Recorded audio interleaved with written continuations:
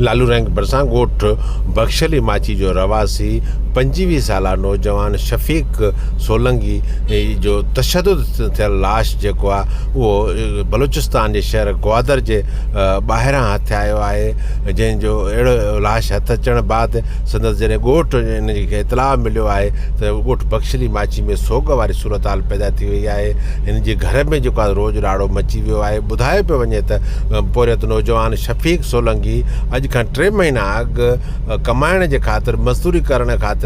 बलूचिस्तान जे शहर ग्वादर वियल हुयो, जिते हू मज़दूरी करे रहियो हुयो। जिनजो जेको मुसलसिल जेको आहे पोरियत माण्हू पंहिंजी मज़दूरी करे गुज़र सफ़र करे रहियो हुयो, त अॼु जेको आहे सो सुबुह सां ॼाण मिली माण्हू उते रवासिन खे त संदसि जो तशद्दुद थियल लाश जेको आहे सो